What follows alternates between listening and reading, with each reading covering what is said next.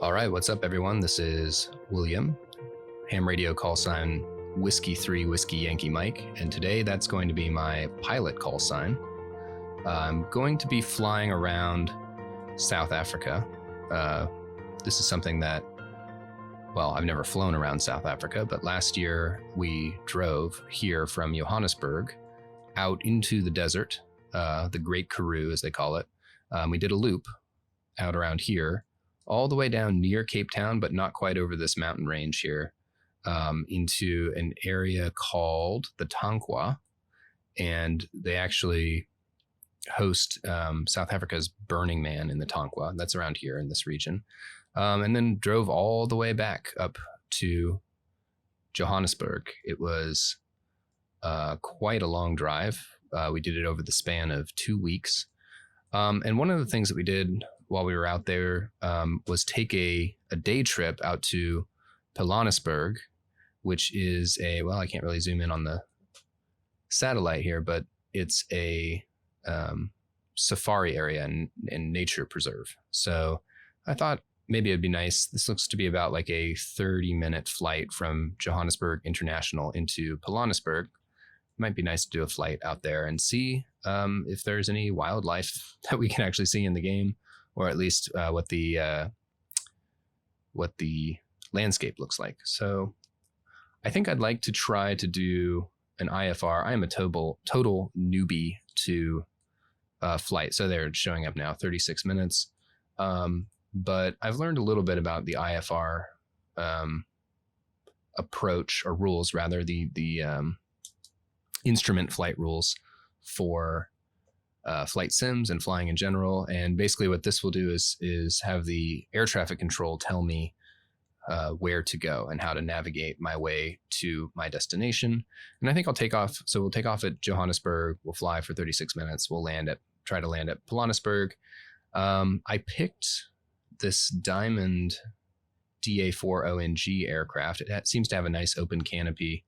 I'm not sure that I've actually done a flight with it before. I did the flight training on the Cessna 152, which is of course the sort of beginner aircraft. I've flown in the Skyhawk, which has a nice autopilot and GPS system, and I've done a couple flights in the Cessna Citation so far, but I'm going to give this one a try. I think if we look at, so I set up my air traffic control here with my ham radio call sign just for fun. And in weight and balance, let's just double check. Set it to 50% fuel. And we have a nice wide circle here. We probably don't even need 50% fuel. So let's try to bring that down to like 30%. Yeah, that should be more than enough fuel to get there, but it'll lighten us up. So maybe we can move a little faster. Doesn't seem like I'm getting much in the way of navigation. I don't know that there's any place around here that I would like to sort of do a detour. I would like to fly around Johannesburg a little bit just to see what it looks like. Maybe we'll just do visual flight rules so that we can just explore here. Under visual flight rules, you would just navigate by landmarks. And I might cheat a little bit and look at the GPS because I'm not extremely familiar with this area, but maybe I know Pretoria is up here. Johannesburg is here. So if I get kind of lost, I can see if I can look back and find Johannesburg and then hit this vector here. I also know Rustenburg is out here. When we drove to Pilanesberg, we actually drove 2 hours sort of out to the west directly and then north to get to the safari area. And you pay to enter the park and then you just drive around. It's pretty neat. We saw giraffes, we saw lions that had just killed a warthog, we saw a family of warthogs that were still alive, all kinds of stuff. Very cool. So I just decided I might like to try to do VOR to VOR flight. Looks like there's just one VOR in between here, which is LIV. I'm not entirely sure how to pick up the beacons or figure out what the beacons are. And then here on our approach, we're going to be landing from the northeast. So it might be good to add this to our flight plan if that's possible. What's this one called? Mogwasi. I'm not entirely sure. Let's see. Ah, we need to show the nav aids. Okay. There's quite a bit of stuff we can see. Oh, this is helpful to see the different airspaces. I didn't know this was here. Fauna is marked. Weather layer. Wind effect is off. That's neat. That's very cool. Okay. I would like to find a VOR maybe up here to the northeast that I could navigate to so that my approach into Pilanesberg International is made a little bit easier. I also want to probably select parking. I like the idea of making this as realistic as possible. It also, once the way the game works, or the sim rather, once you turn off your engine, it completes the flight and logs it. Same thing over here. I could start from a parking spot, but I think I'd rather not waste time with that and instead just start on the runway, ready to go. So let's look at our navigation aids now that we've shown them.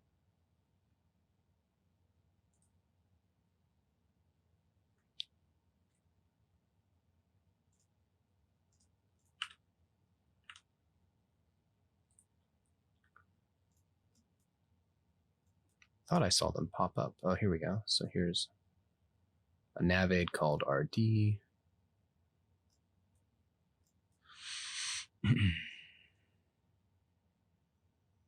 RAV.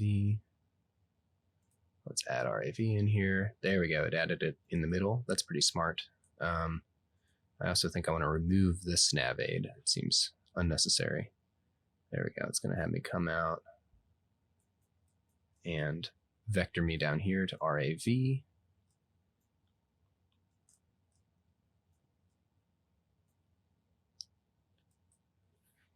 There's a stadium out here. That's fun. Yeah, why don't we fly by the stadium? Add that as a waypoint there. That will be interesting. We get vectored up here, and then like I said, the rest of this I think we would just want to do is a straightforward flight. All right, I think what I want to do is hide the airports. And that should help me see the navigation aids better. Ah, here's one. So let's add that to the list. All right, this has really extended our flight time to an hour, but I'll cut out the middle of that so you don't have to endure it all. That's going to be a hard left turn up there. I don't know if there's any way to round out these corners. That would be neat. But yeah, so we're going to take off from Johannesburg. We're going to fly to this nav point, RAV, turn right, go to the First National Stadium Bank, maybe dip a little low and see if we can get a good look at it. Go up here to LIV, from there vector up here and begin our approach from the northeast into Pilanesberg. That was actually a pretty painless thing to figure out, the nav log here. The ground stays pretty, yeah, this is interesting. I don't know why. I guess maybe because I'm going over actually I don't know why the altitude comes down there. And I don't know if that is modifiable. Looks like the overall cruise altitude is. So, we could keep this as a really low flight, particularly when we fly over the stadium. That could be good to see that. I don't know if any of this stuff is true to life or legal even, but that's the fun of a simulator. So let's get started.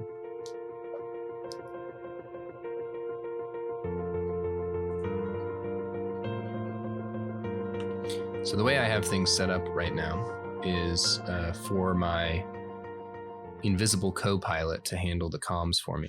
One time I was playing and the co-pilot showed up in the seat next to me, but only one time. I'm going to change this to headphone simulation so it's not so noisy. There we go. And here's our VFR map. I'm going to keep this here, but I'm going to close it and try not to cheat. Okay, this plane has a built-in GPS system anyway, so we'll just get rid of that and we'll try to fly by the instruments in here. Yeah, we're on the runway. We should be ready to take off. We're cleared for takeoff from the air traffic control. So I'm just going to get going.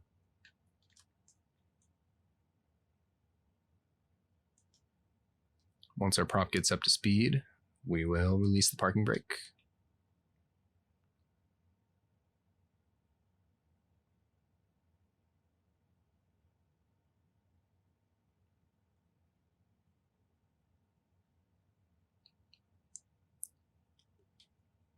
See, I'm having a hard time staying on the center line. That's the torque from the engine pulling to the left and to the right.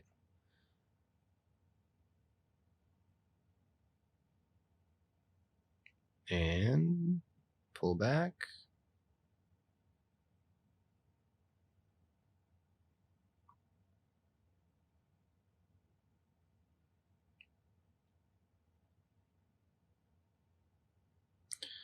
And raising the landing gear is always challenging for me. I can't seem to ever remember which button it is. See, that was the wing flaps that I just raised. So I cheat and I go to this external view. Oh, you know what?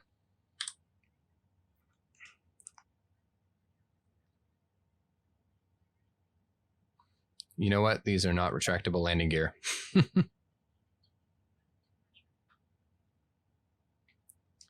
So you can see the landscape here.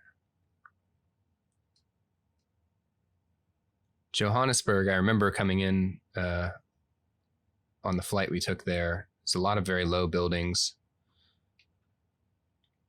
It was also what they called the burning season, which was very interesting. That there was a lot of smoke in the air.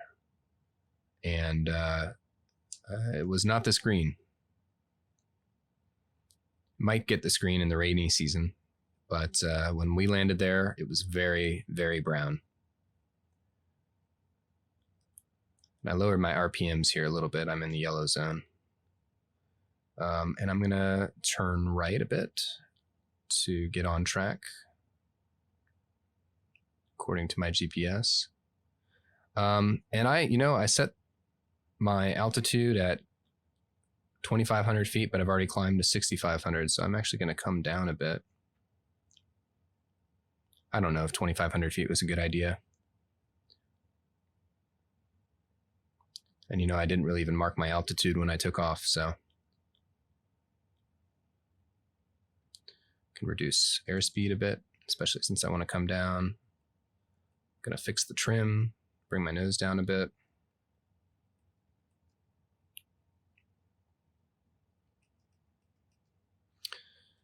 All right, so flaps are up. I think trim is good.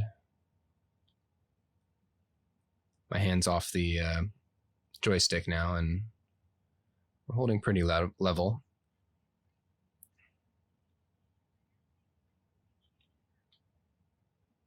Very good.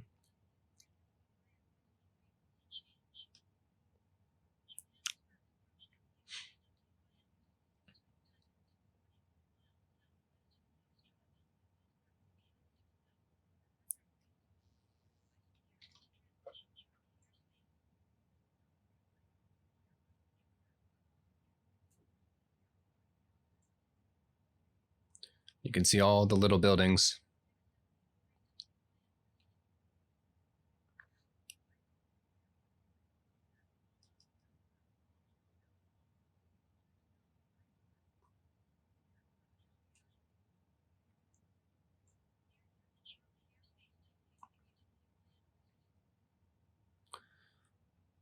So yeah, all of that activity is happening up here. I can, if I like, take over the comms at some point. But I've just found it less distracting to have the co-pilot handle it.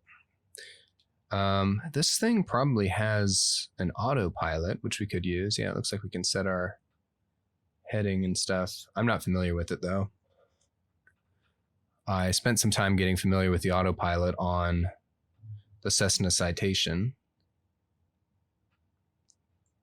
But yeah, I was going to say these buildings look appropriately sized, but they are definitely AI generated. They look a lot. I flew around my hometown of DC, and the buildings looked very similar to this. And So I don't think these are entirely representative of the kinds of buildings you'd find in South Africa. There were a lot of shanty towns, not necessarily in and around Johannesburg, but further out from Johannesburg. And yeah, what I found interesting about the landscape is it's quite flat, and then there are these hills, big hills sticking out of it where nothing was built on top of the hills, often because they had very steep sides, and I thought that was interesting. Just take a look at this, and we're passing over RAV. I don't remember my flight plan exactly, and I don't know if the flight plan is in here. There's a way to look at it. Map. Just got to keep my eye on the horizon here. It seems like we're pretty straight and level. We're losing a little bit of vertical speed, so I might bring the trim up and put a little more power into it. I think I'd rather be climbing slightly rather than descending. A little more power. Still slightly descending. Yeah, so this is what I mean, like these, that's very much what I remember, these hills that came up out of nowhere, it seemed like. There we go, now we're climbing a bit. And I guess that this is Johannesburg over here. Looks like I found another one of those obelisks. A building with an incorrect height and a small footprint. Pretty funny. Look at that parking lot that's sort of on the side of a hill. So yeah, I mean, a very impressive piece of technology. And I didn't do any pre-caching of this region. I have tried to create a cache and have not had much success with it. I tried to cache Washington, D.C., and it brought down about 4 megabytes of data, and I flew around, and it wasn't a noticeable improvement, to be honest. And I am, by the way, playing at 1080p. Oh, there's our first landmark there. Why don't we head towards that? 1080p. My FPS is in the top left. I'm getting about 25 FPS. You'll find that if you hop out of the cockpit, well, often the FPS will go up, but not today. But this is fairly smooth, and I have my settings on ultra at 1080p. So a big impact of that is that it is the level of detail for things far away. You can see it's rendering buildings that are further away, which is probably not entirely necessary. But when the buildings are this low and you can see over them, and you can see numerous buildings for a great distance, I think, it improves the immersion a bit, but probably a little overkill on the GPU. And I've found that this thing will use all of my GPU's memory. So it's a GTX 1080, 8 gigabytes of visual memory, uses it all.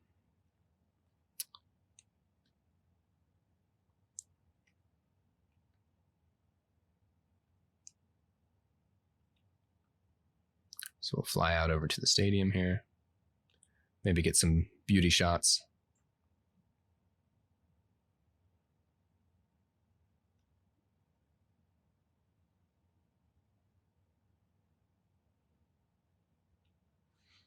In spite of the quirks of the map projection, it is very, very impressive. And it definitely feels like flying over Johannesburg as I remember it. Again, a little too green, but that's fine.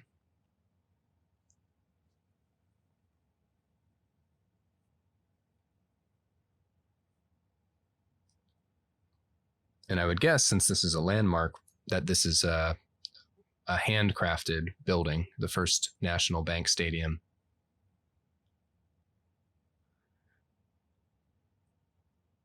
I don't know anything about it.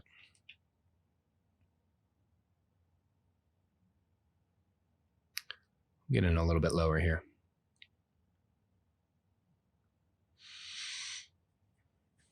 I do like the canopy of this plane.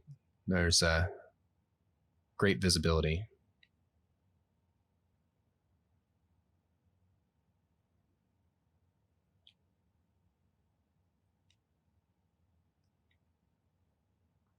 So this is, I guess, a soccer stadium or football stadium. Looks pretty nice. I'm going to get in here and hit the pause and maybe take a screenshot or two. Let's see. Right there. Go into the drone cam. It's my call sign on the side.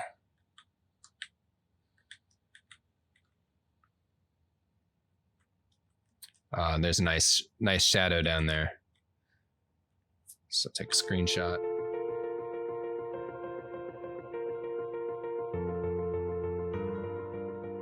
Very good. Let's unpause. Get back to it. So that's our first waypoint on this tour. And why don't we turn towards the next?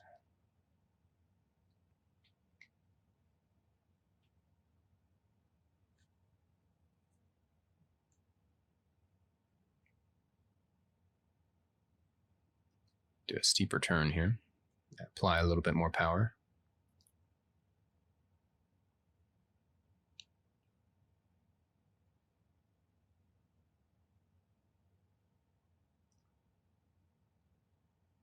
And again, I am not a real pilot, but if you are a real pilot and you have advice for me, let me have it.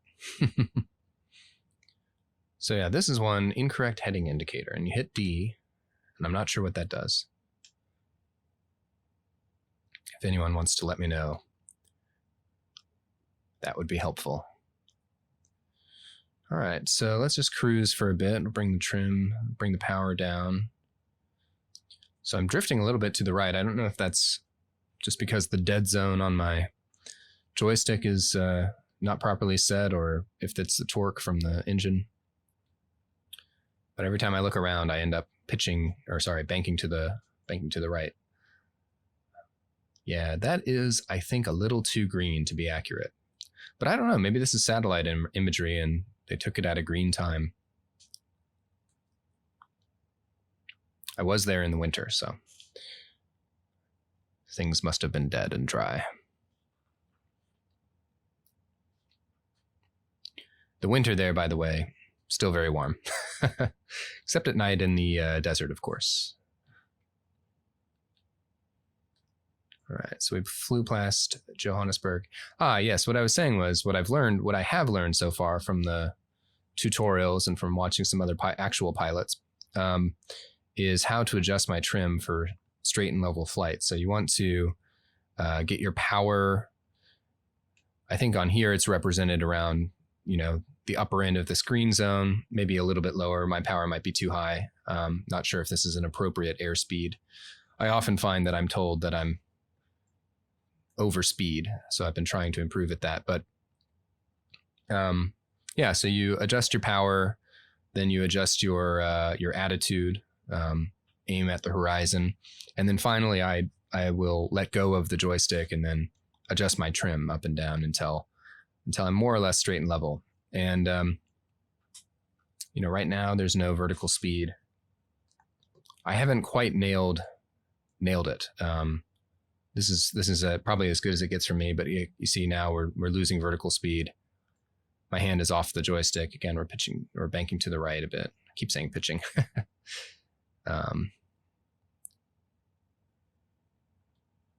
Looks like this plane might like to have its nose up about 2.5 degrees or so.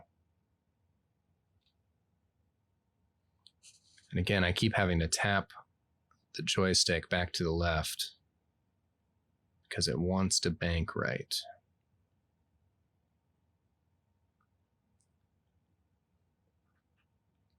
So yeah, from here on out, it's going to be a cruise. So now we're getting out of the bounds of Johannesburg, it would appear. And you can see the landscape in front of us is getting considerably hillier. More hilly.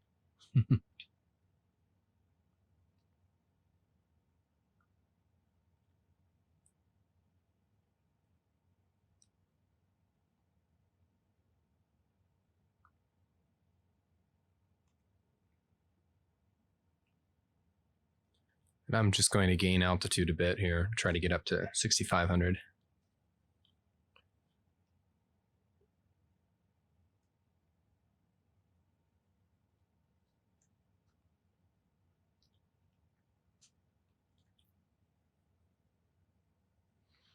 It does seem as we are getting further from the city, the frames per second is going up. So I bet it was pretty killer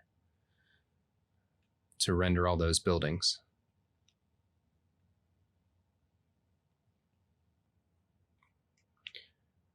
That brown is what I recognize.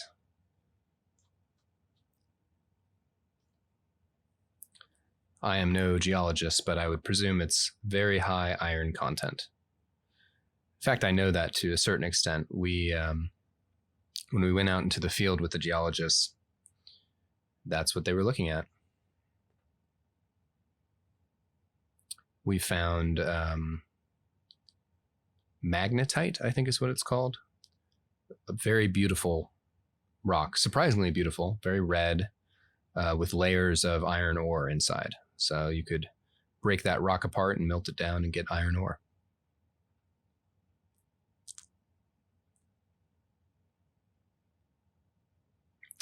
People will polish those rocks and create tiger eye.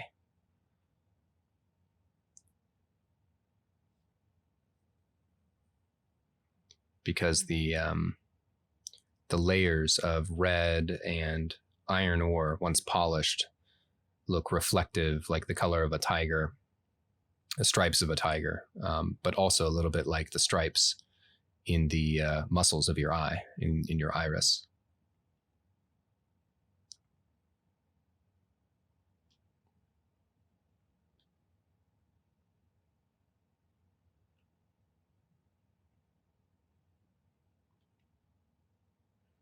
Going through another cloud.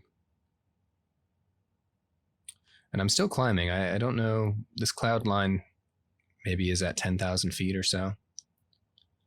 You know, some people this week were flying into Hurricane Laura as it came up through the Gulf of Mexico and hit southern Louisiana and parts of Texas. And they reported that the wind effect was not very realistic, but the clouds looked pretty cool. Saw some screenshots, a couple of videos.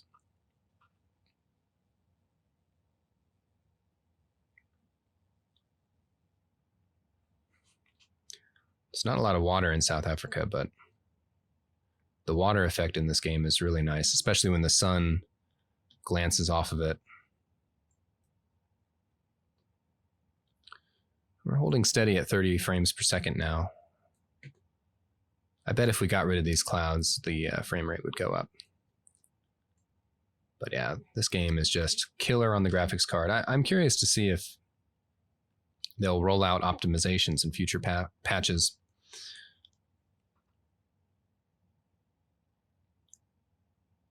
Or if this is as optimized as it gets. So there we go again, banking to the right for no reason. It must be my controller, unless that's just the thing with this plane. I bet if I took a minute to figure out the autopilot, I could just lock in the heading at least. Ah, there it is. Engage autopilot. Flight director, altimeter. So we want to engage it, and let's set the heading to be held. Now it's going to bank us back to the right, which is the wrong heading. I think we want to be here, 353 degrees. RPM's a little high. Well, I am still climbing. I'll bring it down a bit. It's warning me up here. There, now I don't have to worry so much about keeping it level.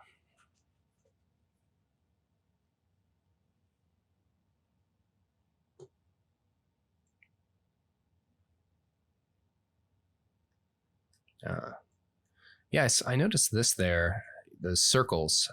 They would plant the crops in circles like that because then there was a big metal arm. Well, yeah, just a big structure that held that could water the crops, basically. So it would rotate in a circle and put water down on the crops. There's a good example. And that seemed pretty standard there for their fields. I'm used to square fields in the United States, so this must be because it gets so dry. So they can't rely on water from the environment or irrigation? I'm not sure. I mean, of course, there are some square fields, but a lot of these circular ones.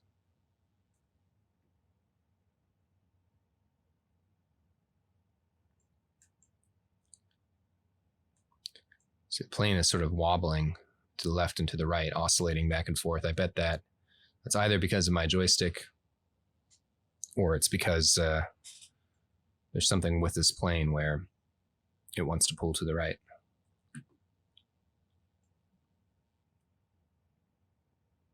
Love these clouds.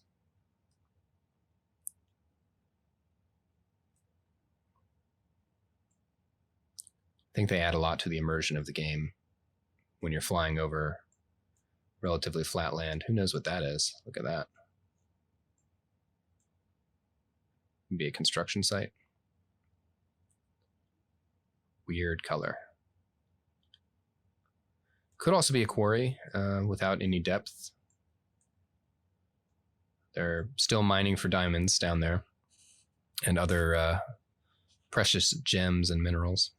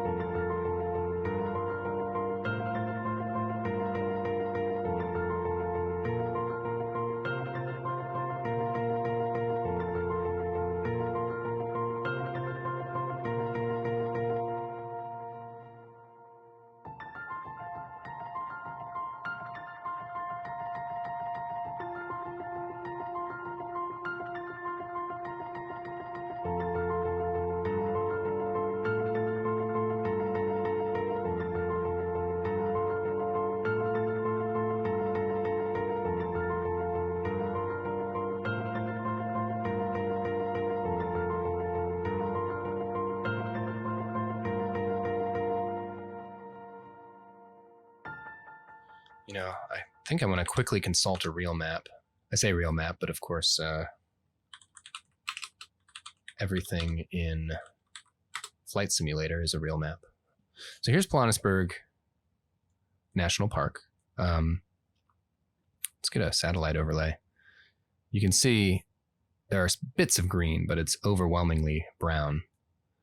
Here's a mine, so that's probably what those grayish areas are. When we drove in, we came up past Sun City Resort, and I think we entered around over here. We didn't quite get to Doringport. Yeah, I'm not finding it. There's Pilanesberg International. So yeah, we'll come in. So Pilanesberg will be on our right as we come in from the north. And right now we are up somewhere around here. Another national park there. Okay, and here's Rustenburg. It reminds me of the Rust Belt. I'm sure there's a lot of mining happening there and a lot of rust in the soil from the iron. Okay, there was a black rhino game preserve. We did not see any rhinos. This is the only place where they keep the rhinos. That was a bit further than we wanted to drive, but we did come in here and we drove around pretty much the entire bounds of the park. This is where we saw the warthogs and the lions over here. And it's all dirt trails that you follow. Let's see if we can find Monkwe Dam. That would be a good reference. The rest is pretty much like the rest of the landscape, but you can see how it's, actually, I think they said it was an ancient crater of some sort or some sort of meteorite impact, because you can see how it's nicely circular here. So let's see if we can find that circle.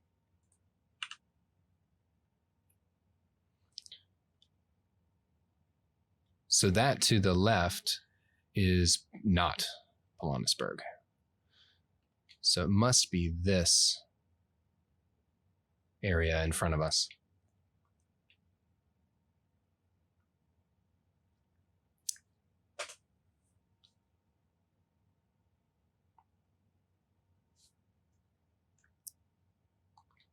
And I want to keep descending. You know, the autopilot is just so much better at it than I am. So let's do vertical speed mode. Bring the nose down a bit. Gauge autopilot. Turn headings left off while we get back on the correct heading here.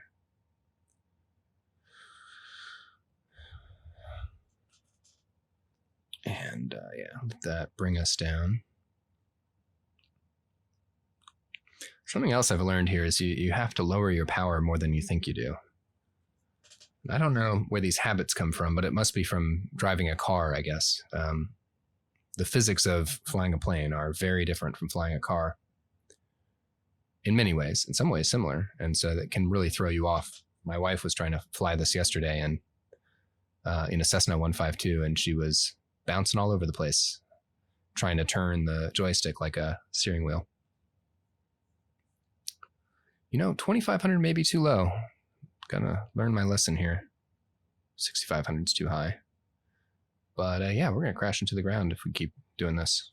So let's turn vertical speed mode off.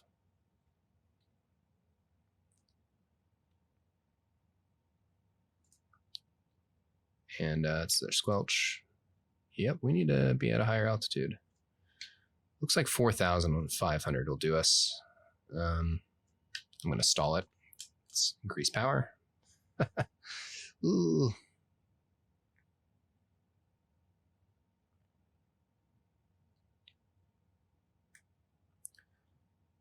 Autopilot will just let you fly right into the ground.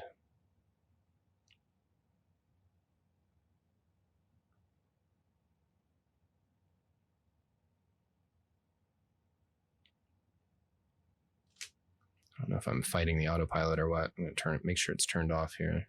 Oh, engage autopilot's off. Okay. Whoa.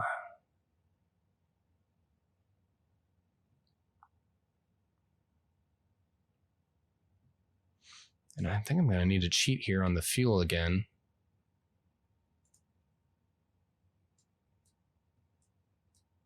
I did a hour-long flight the other day only to crash because I ran out of fuel. I do not want to repeat that.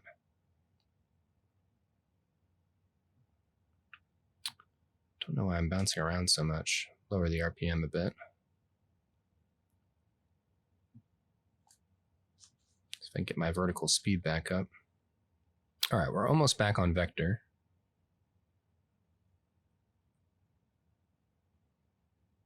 I'm going to start looking around for this airport.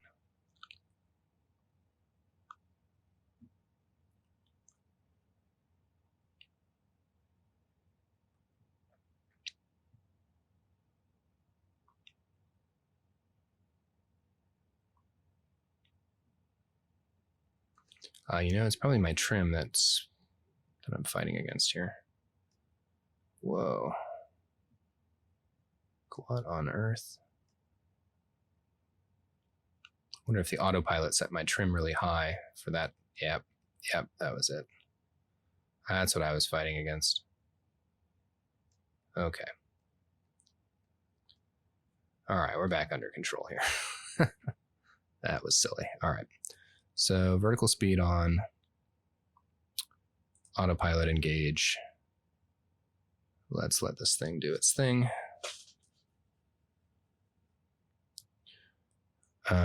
What about heading? Let's synchronize to the current heading and turn heading on. Probably can turn a couple degrees to the right. So yeah, is this Pilanesberg over here?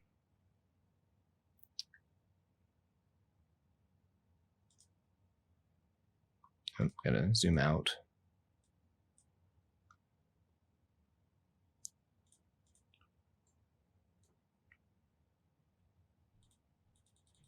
Pan the map down a bit. It's not letting me do that. I think that's the dam there on the map. Oh yeah, you can see just faintly the circle of the park. So it looks like we'll fly over a corner of it, a corner of the circle. Circles have a lot of corners. So that must be it there. Mistook it for that. Yeah, I wonder if there's some wind going on here or something. You can see the plane's really oscillating.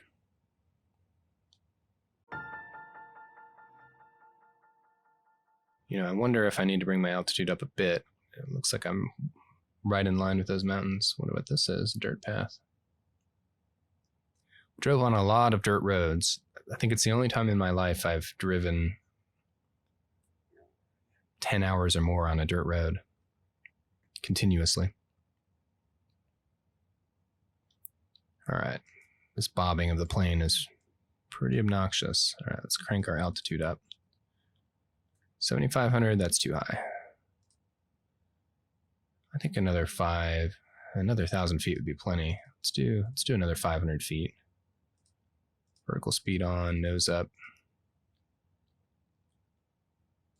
I'll get there in like 30 seconds. There we go. I need to apply a little bit more power.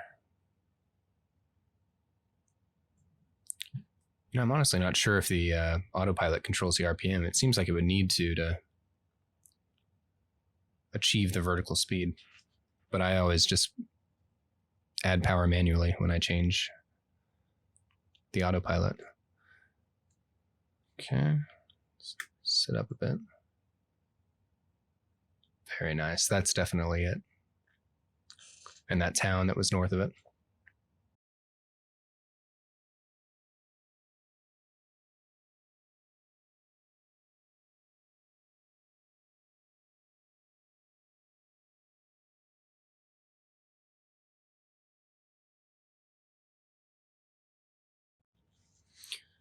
So this might be an interesting, possibly challenging approach, because it seems like we'll have to come up over the hill that's dead ahead here and land on the other side of it almost immediately.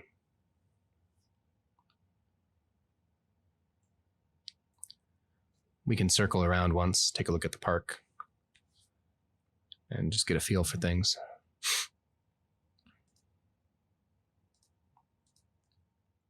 That is definitely the park. It's as I remember it, it makes a great park because it feels like there's almost walls around it. There's this rise of the crater. And when you're in it, you feel like you're far away from civilization, even though there's houses and towns nearby.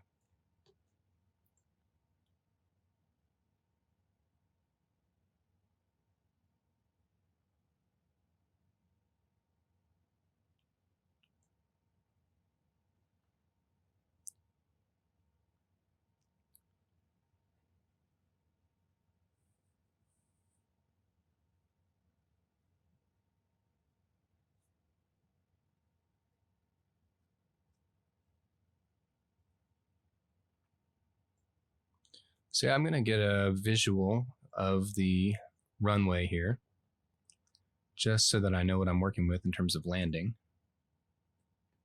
I still can't see it. No, there it is. Flight Simulator makes the runways a bit more visible than I think they would be in real life. Although I don't know. I mean, those lights there help at the end of the runway. So, you know, something else we can do is open up the VFR map and just get a preview of what we're working with here. This feels more intuitive to a millennial like myself. Like pulling out your phone and looking. Well, that's pretty low resolution. You know, often when I open this up, I see you get a bit more, you can actually read the runway number.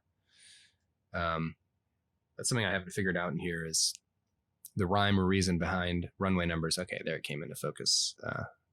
Probably took it a second to free up some visual RAM. So yeah, runway number 23 going this way, and it's runway number 5 coming this way. Maybe that's the heading. No, it can't be. Oh, 230, maybe. Yeah.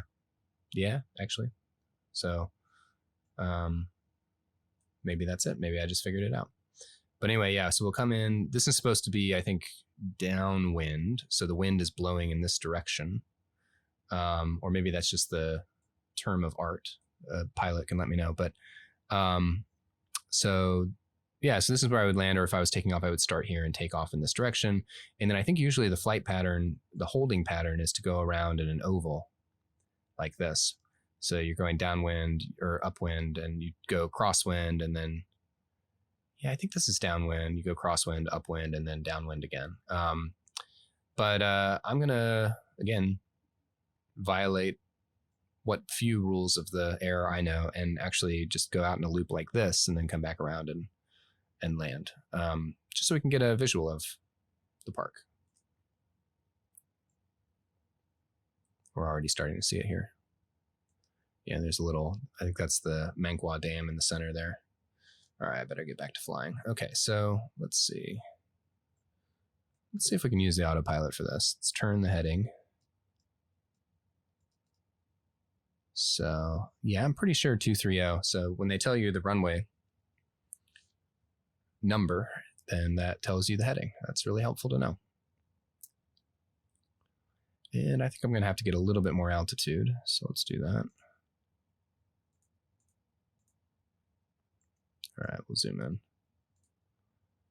Vertical speed, up 1,000 feet. Let's go to 6,000.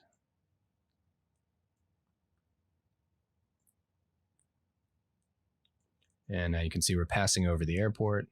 Should be immediately below us in a moment if it's not already. And we'll gain some altitude here. Big nasty cloud.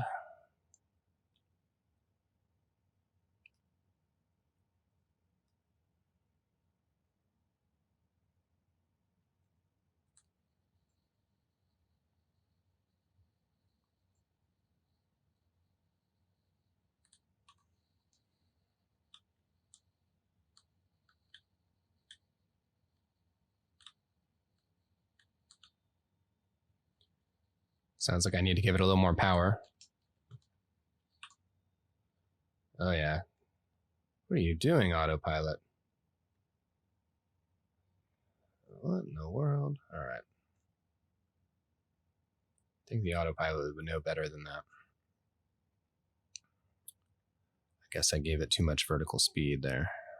Let's do more like 500, or maybe it hit 6,000 feet and then didn't know what to do. Yeah, it must have hit 6,000 feet and then just was like, okay, I'm done. All right, hold my altitude. Turn it on. Yeah, it's really pitching up. It seems like a bug. It's either a bug or I don't know what I'm doing, but, you know, I prefer to think it's a bug. All right. Is the autopilot even on? Yeah, it's on. You know what? I'm going to do it live. Whoa. All right. Come on. All right. So. Yeah. I'm above altitude is what it's telling me. All right. I'm going to make my turn here. Just a gentle 20-degree bank. And if you look out your right-hand window,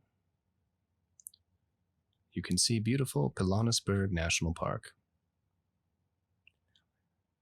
My guess is straight ahead there, or a little bit to the right, is Sun City Resort.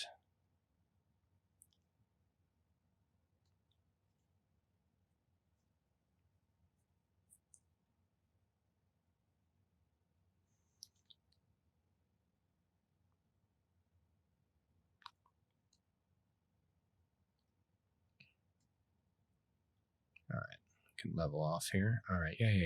I punched in the wrong altitude. Man, gotta really adjust my trim down. Maybe pull my power down a bit. There we go.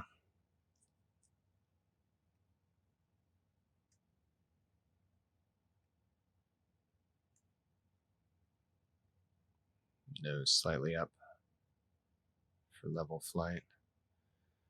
I guess it wants me to, all right, let's lower the altitude down to 6. There, happy.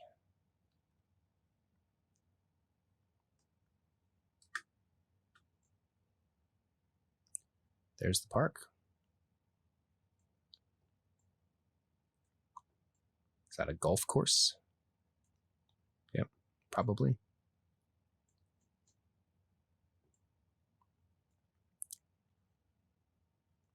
All right, we'll fly out to more or less the center of the park, complete our circle, and then come back in for a landing. I'm losing altitude here. All right.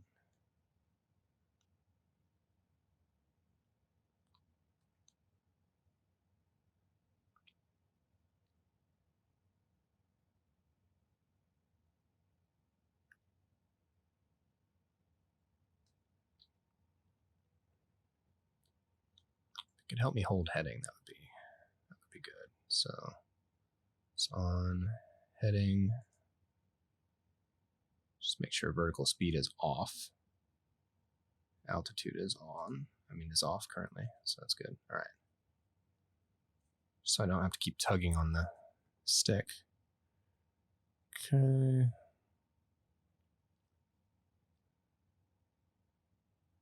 Zoom in a bit.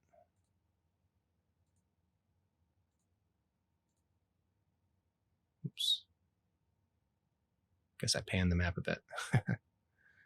Yeah, all right. I think we're ready for a right-hand turn.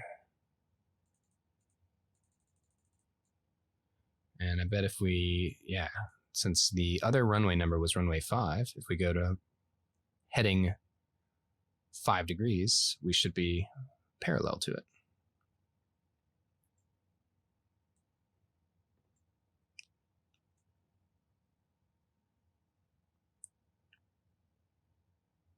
Getting there.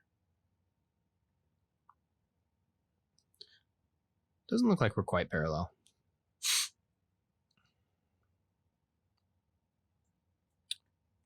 Maybe it's 5-0. Must be, because it's 2:30, so.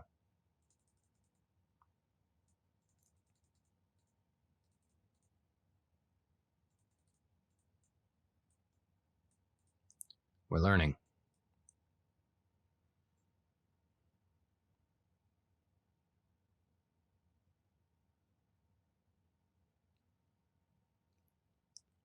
There it is. And the dam makes for a literal watering hole for buffalo and all the animals in the park. There's that nice water effect. Look at that. The reflections.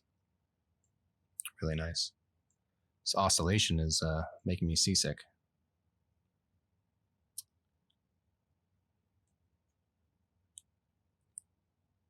Yep, those are the dirt paths that you can drive through the park.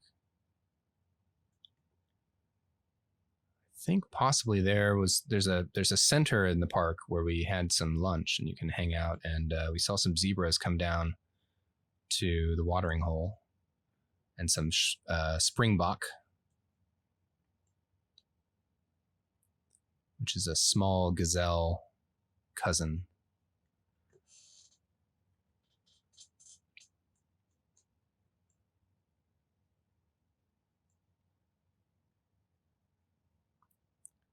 All right, so we're about ready for a 90-degree turn.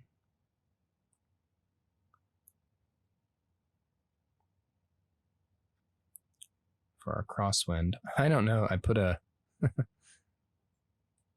arrow down here somehow. I don't know if I can reset that. Ah, okay, yeah.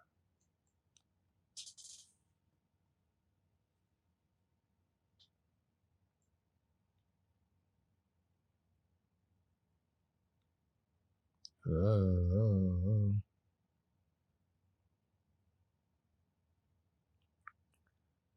All right, so why don't we descend a bit? This autopilot makes me nervous, but if we decrease this to 4,000, vertical speed mode's on. Well, wasn't hurting us.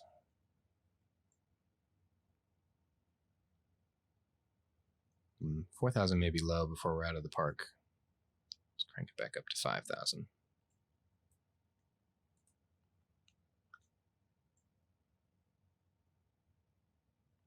May even need 5,500 because that is looking pretty close. But we'll see. We'll probably come around here. And a 90-degree turn from 50 degrees should be 140 degrees. So let's crank it up. We need to give it some extra power so we don't lose too much.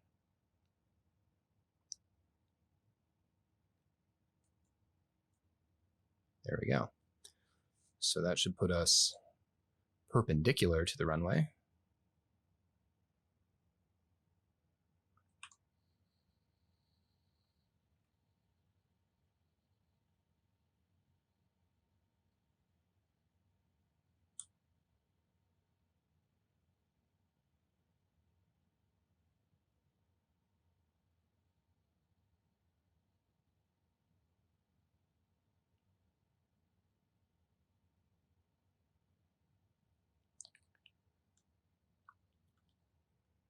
We'll see if we're coming in a little too low.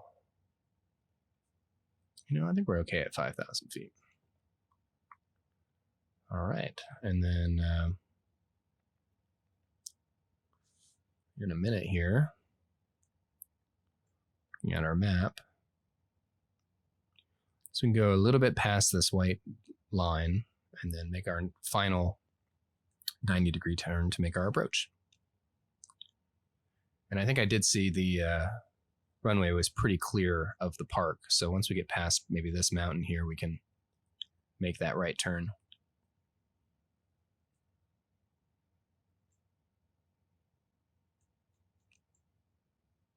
Sometimes satellite imagery has some really funky coloring to it.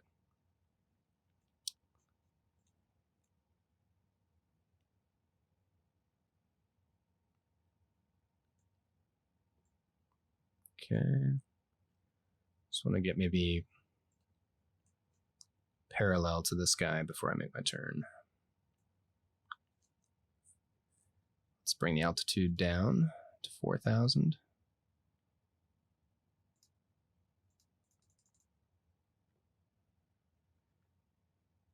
Can start lowering our power. Got a caution light, who knows? Low fuel again.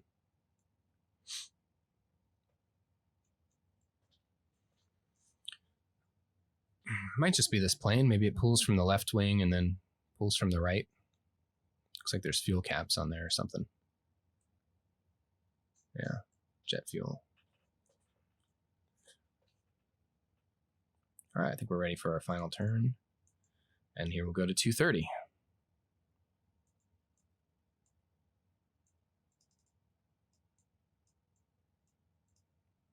Okay, come on, come on.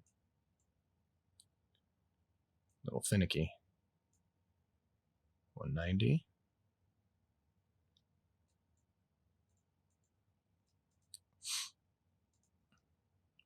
$230. There's a runway. We're a little off from it. I'm going to disengage. Pretty sure that's runway. Oh, yeah. Okay. All right. We'll disengage the autopilot and take it in from here.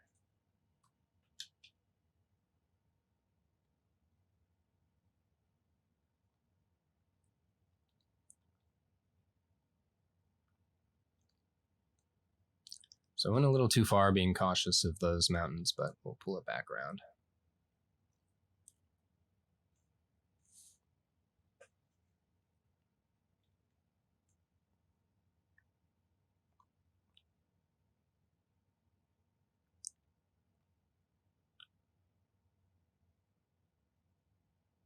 It's yelling about altitude, but doesn't matter now.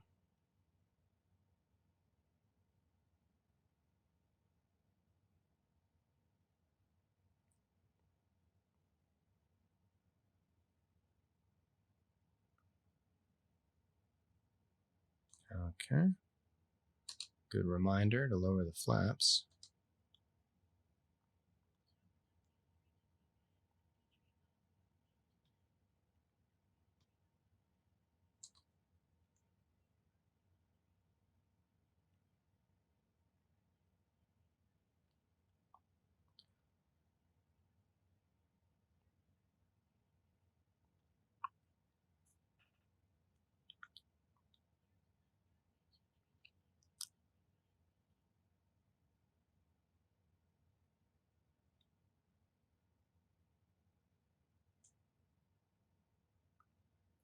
Okay.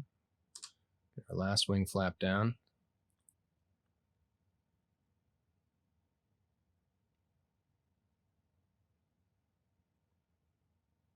Coming in.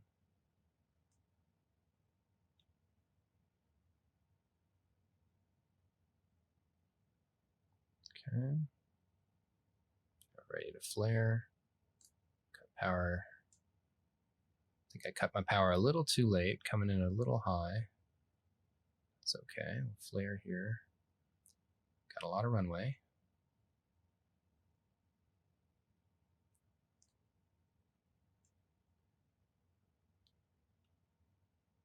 And a little hard. A little bounce.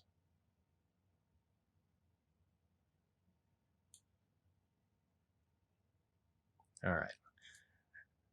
And reset the flaps. Not bad.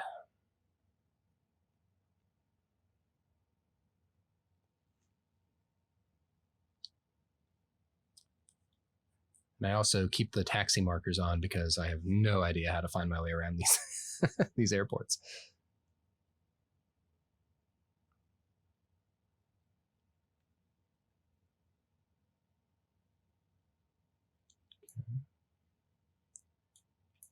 Slow down a bit here. Taxi speed is 20 knots. Getting down there, 20. I'd like you to get off the runway as soon as you can. Okay, slow down, slow down.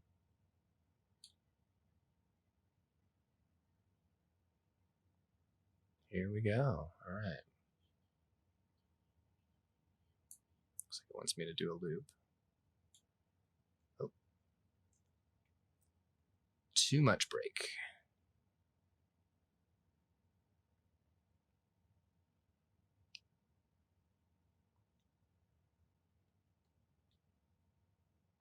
Okay, are you going to request that taxi clearance or what?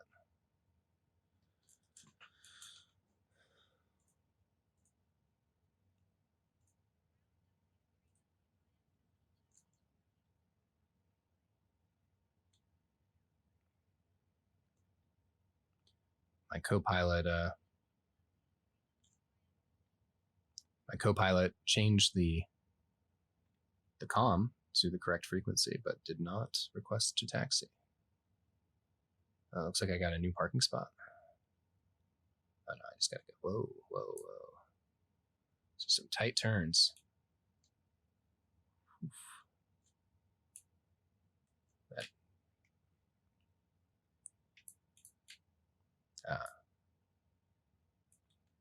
I have to yield to him. Okay. Let's see how it is.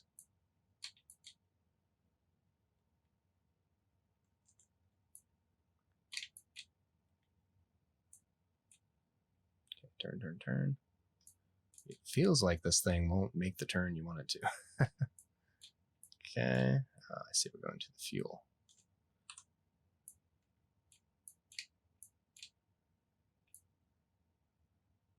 Ooh. There it is. Okay. So we could refuel. That's fun.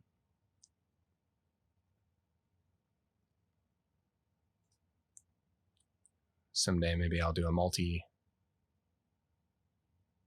multi-step. So should I get a pushback from here?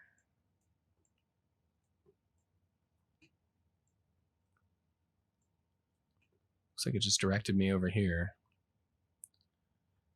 Maybe if I just turn off, I guess I did select fuel as my parking. So why don't we see if we can bring up the shutdown checklist. See, this is strange. I don't know how to get the other checklists. And my co-pilot can go through it for me.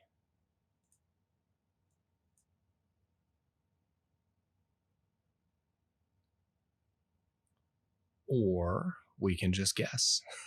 All right. So we're idle. This will be fun. Any real pilots are gonna tear their hair out. we probably don't want to just turn the engine off like that, but I'm gonna do it. And then usually there's some batteries to shut off.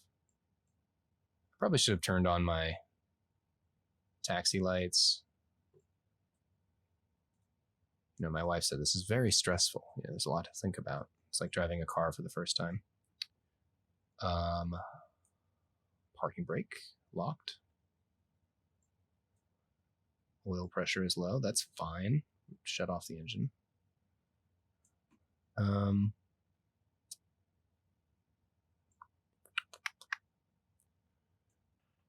other planes, there's a battery, and that's what you want to turn off. Essential bus. No. Fuel pumps are off.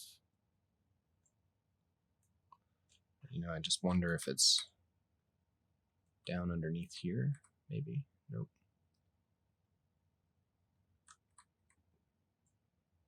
My noob is showing.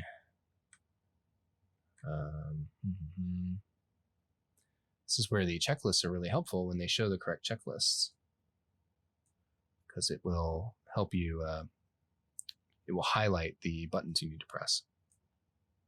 And then that way you can learn the aircraft. But perhaps this aircraft doesn't have its shutdown checklist, or I'm just looking in the wrong spot. Ah, here we go. Boom. We fly into the ground. And that's the flight. An hour and a half in the air. Successful takeoff, successful landing. Very good.